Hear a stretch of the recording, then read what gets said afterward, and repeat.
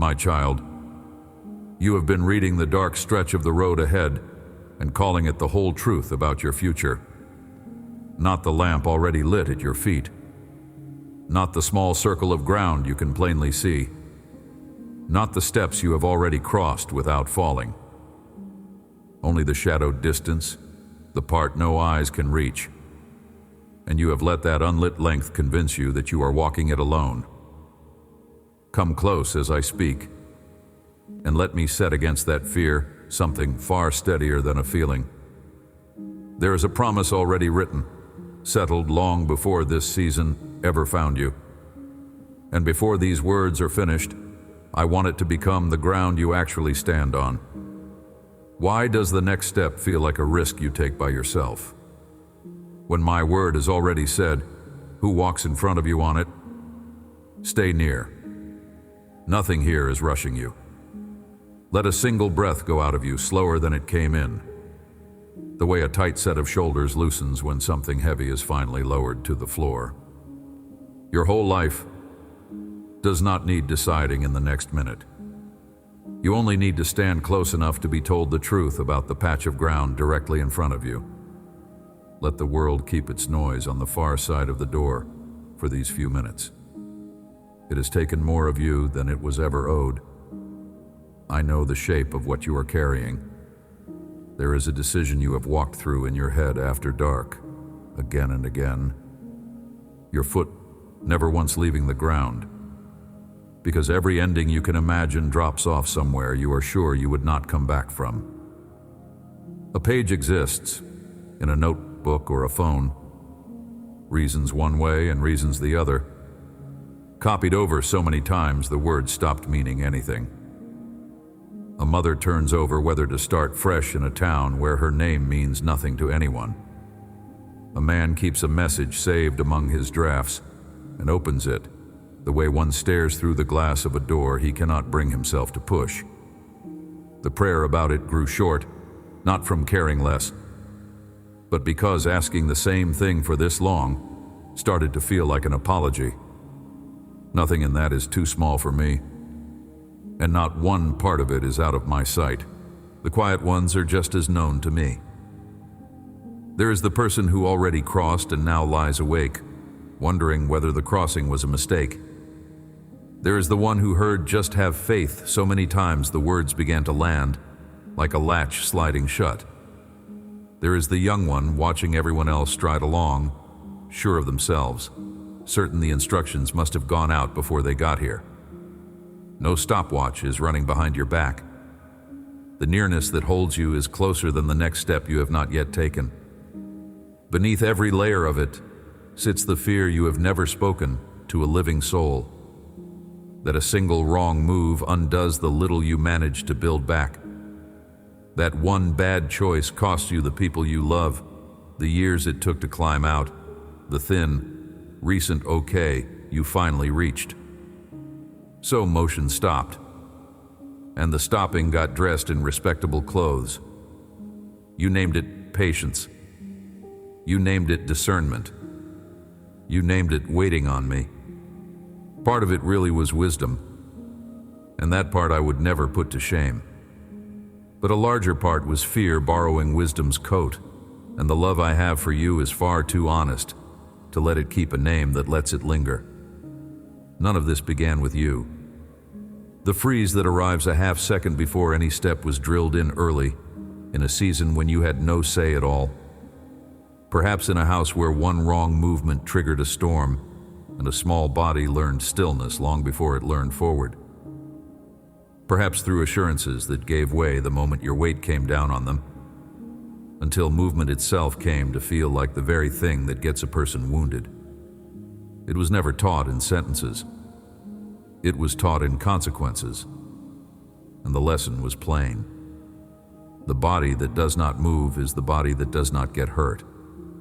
That lesson once kept a frightened child breathing. But the house where it was learned is not the road under your feet now, and what once shielded you has quietly turned into the thing fastening you to the edge. The portrait of me you have been traveling beside was painted by that very fear. You came to read me as a guide who folds the map away on purpose who lets the next stretch stay dark to see whether you will crack, who keeps his distance to measure whether you want it enough to deserve it.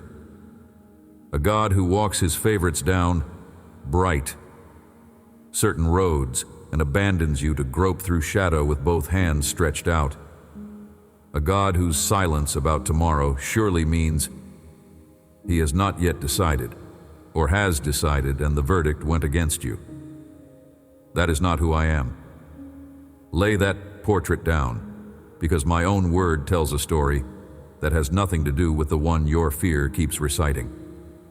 This is where the fear runs out of ground to stand on. It is written, and has stood written for a very long age, that I am the one who travels out in front of you, not lagging behind, calling instructions across an empty field. Out ahead, on the exact ground I am asking you to cover. Before your name was spoken, before this trouble had a date, the matter was settled and set down in words, so that your comfort would never hang on how strong your faith happened to feel on any given morning. The road is not a vacant length you have to locate by feel in the dark. By a promise older than the fear itself, it is already taken. So weigh the difference between two things a lifetime has blurred together. Being lost is one thing. Being led somewhere you would not have picked is another entirely. The lost have no companion walking with them and seize up at every fork.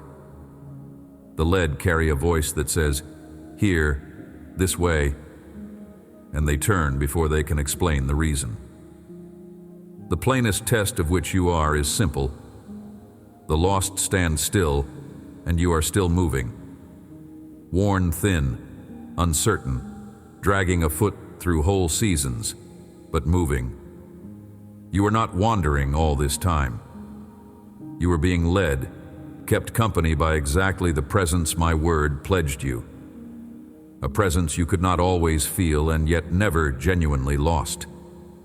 Loosen for one breath the grip of whatever you have been holding too hard. Feel how long your hands have stayed clamped around a tomorrow no one ever asked you to carry by yourself. That clench is the stance of a person convinced the road runs empty.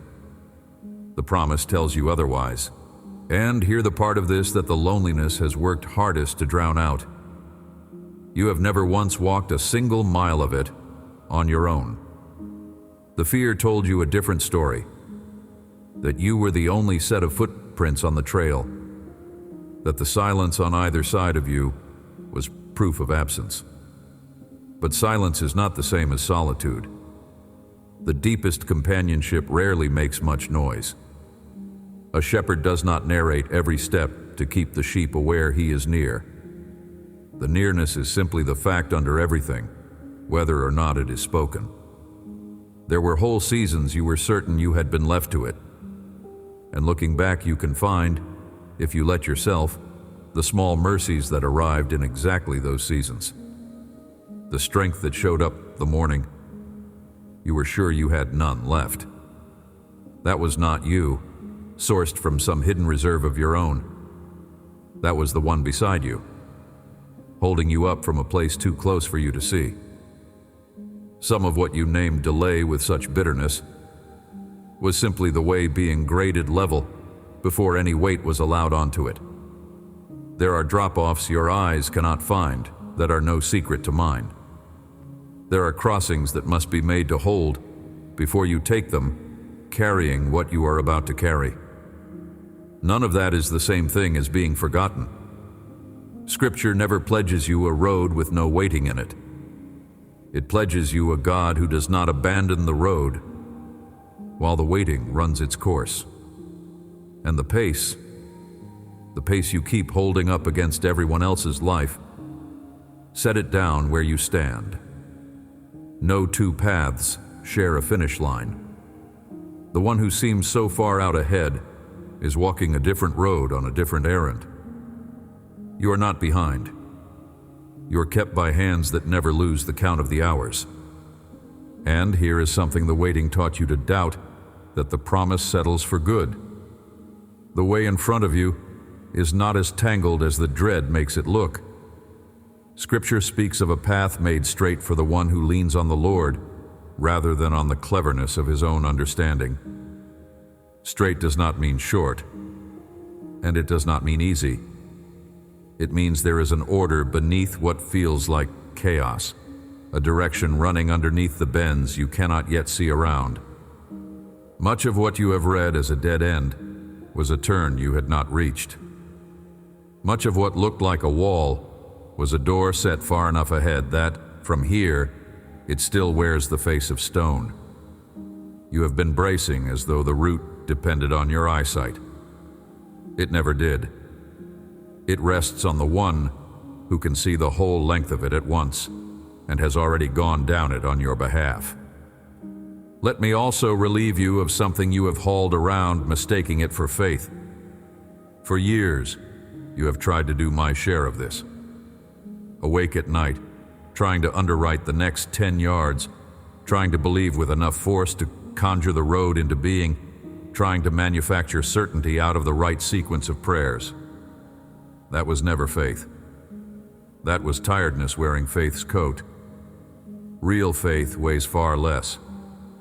It is not the disappearance of fear. It is the readiness to let your weight settle onto the next step while the fear is still talking, trusting what stands promised about the one who has gone ahead of you. Your portion was always only the step. The ground it comes down on was always mine to lay. If something in here is touching the part of you that has stood still too long, leave a single word below: path. Let that one word be your marker in the dirt, the quiet sign that today you began to move again. And up at the top of the comments you will see a pinned note holding 7 short letters, one to open on each of the 7 mornings ahead. They are yours. Carry them. Each one was written for a heart standing right where yours is now. The courage taking root in you will not announce itself the way you expect. From the outside, it looks like plain, unremarkable motion. Getting up when staying down would be far easier. Returning the call you keep letting ring out. Stepping into the room you nearly talked yourself out of entering. Saying the small true sentence instead of choosing the comfortable silence. That is the entire shape of the courage ever asked of you. Not the kind that gathers a crowd. The kind that lets a foot come down trusting a promise rather than the verdict of the eyes. Look, too, at who else is on this stretch of road, because the promise was never a solitary one. People have been set along your way, and you will recognize them, not by their credentials, but by something quieter. Their pace falls into rhythm with yours, and their words carry in some small measure the same settledness you feel when my word is taking hold in you. Do not walk past them because they show up plainly dressed and unannounced. Some of the truest fellow travelers arrive holding nothing but a steady step and a lamp no bigger than yours. And there are others being eased off your road. The friendship that fell quiet, the door that shut without explanation, the connection that no longer matches the shape of who you are becoming. You mourned a few of those as losses. A number of them were clearings, made so the way could open wide enough for the ones who actually belong on it. There is protection along this road that never shows its face. It stands written that watch is kept over those who walk with him, that he gives his messengers charge to guard the foot against the very stone that would have turned an ankle and ended the day. You will seldom catch it happening. You will mostly understand it afterward, glancing back, realizing that the thing which should have ended you somehow simply did not.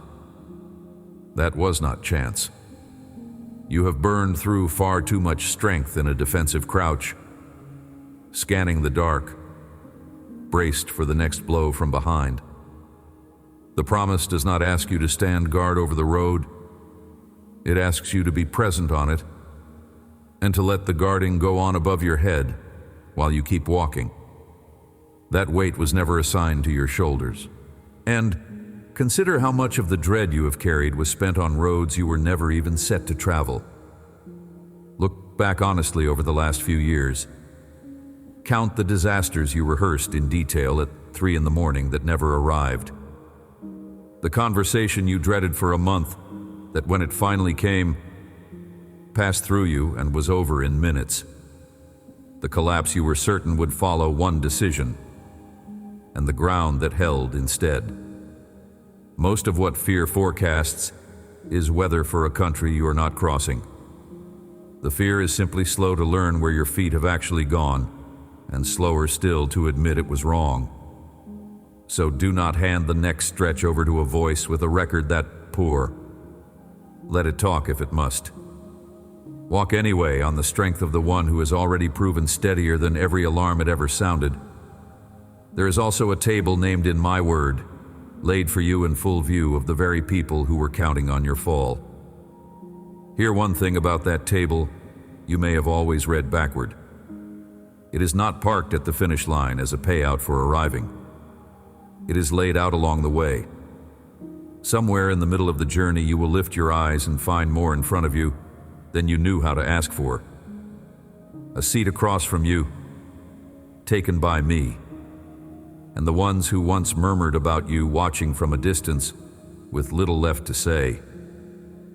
What sits on that table is what I bring to it, not what your own hands managed to make. You will be fed long before the road runs out. And about the ones you love who have not yet found their feet, the names you raise to me when no words will come for your own troubles, the same promise stretches over them. The path being readied for them keeps pace beside your own for a while, and at a turn hidden from your eyes today, the two of them will run together as one. You are not charged with dragging anyone onto your road by force of will. You are charged only with walking yours steadily enough that, once their own sight clears, there is a way already laid for them to know and follow. So hear the heart of the matter. You will not lose your way by following me. Say it once more and let it land. You will not lose your way by following me. You may be weary and still be squarely on the path. You may be uncertain and still be exactly on the way. You may walk with a limp and still be drawing nearer to home with every mile. This road was never built to require a strong traveler. It has only ever asked for one who will keep going.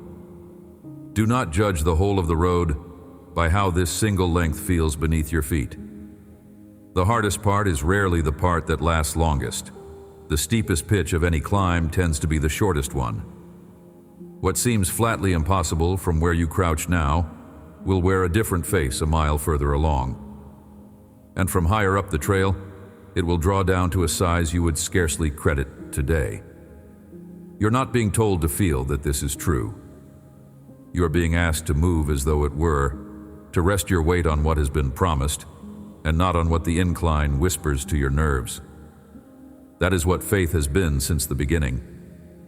Moving as though. Letting the foot rise off the ground on the word of God, and not on the report of your own two eyes.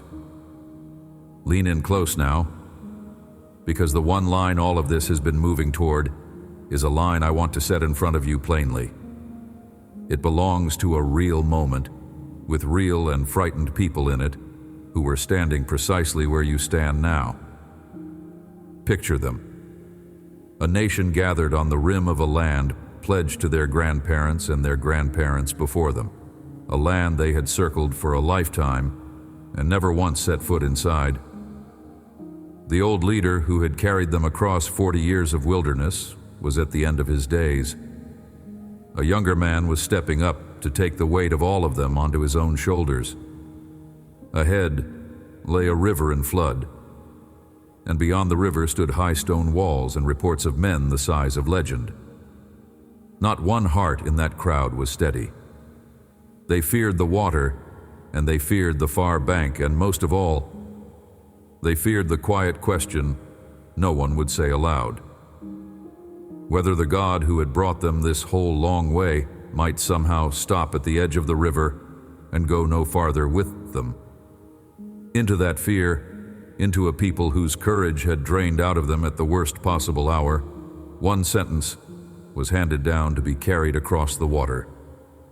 This is what is written. Deuteronomy chapter 31, verse 8.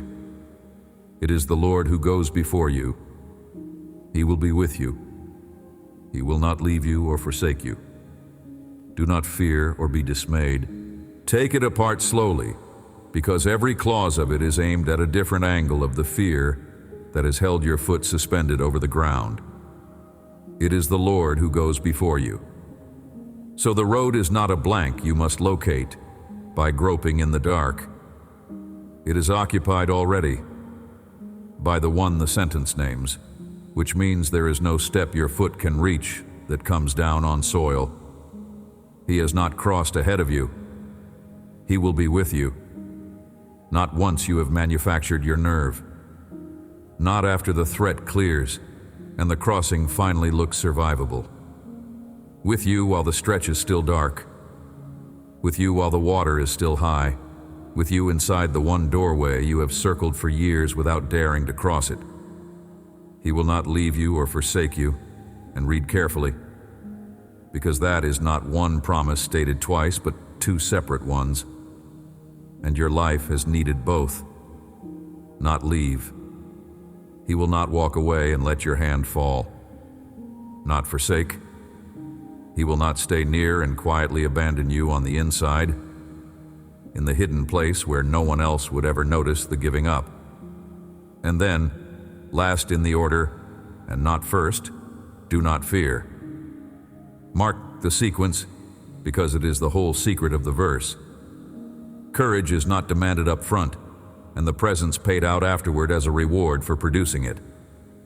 The presence is given first, freely, and the courage is only what comes up in the soil of a heart that knows he is already there.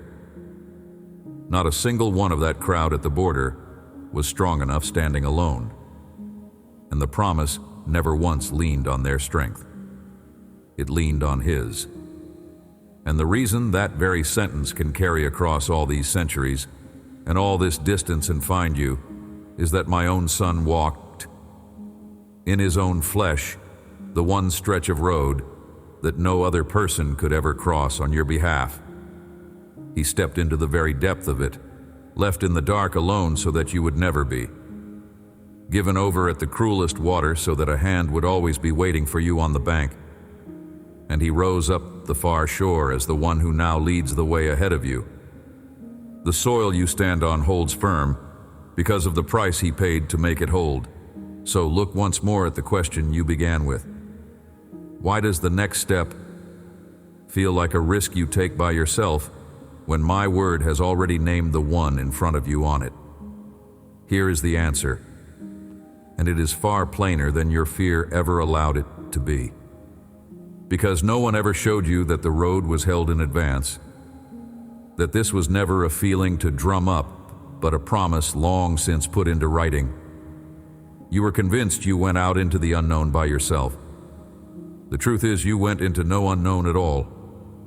Each footfall came down on ground already claimed ahead of you by the very one the sentence names. So let me leave you with something small enough to carry through the rest of your week. Bravery is not required, and no large vow needs making before you begin.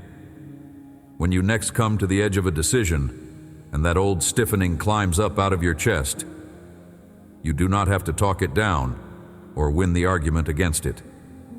You only need a single quiet word to answer it with. Path. There is a path. It is held in advance. Then take the most ordinary step within reach, one message sent, one true sentence spoken, one threshold crossed, and let the written promise keep working in the deep ground beneath the fear, where it does its quietest and most lasting work. If it serves you, say it out loud once, somewhere no other ear can reach. There is a path. It is held in advance. A truth settles into the body more readily once the mouth has spoken it, and your mouth has spent more than long enough repeating the worst case back to itself. You are not being asked to feel a flood of confidence when you say it. You are only being asked to put a true sentence into the air, where, for years, only the fearful one has been allowed to speak. Let the two of them stand side by side for a while. In time, the truer one wins, not by shouting the other down, but by simply continuing to be true long after the fear has run out of fresh things to say. There is one further thing, and it asks the least of you of all. As you walk, lift your eyes off the dirt, right at your toes now and again, only long enough to take in the quiet evidence scattered along the trail, the unexpected kindness on a day you were braced for none, the line in something you opened almost by chance, that read as though it had your exact name pressed into it, the small mercy you would have walked straight past a year ago. None of it is mere coincidence to the eyes of faith. Train yourself to look for it, and the entire character of the walk begins to shift around you. The first time you put this into practice, you will probably feel nothing change at all. You may feel just as shaky on the 10th try. But slow work is true work, even when it is invisible, and there is no clock running against you here.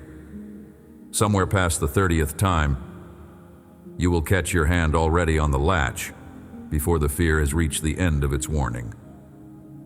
Somewhere beyond that, you will glance back at a section of trail that once emptied your lungs, and from the height you have gained it will seem almost small.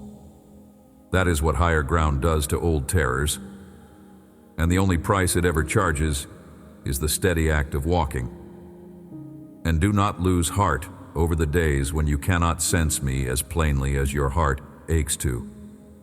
That is not absence. That is only the beginning of a long acquaintance.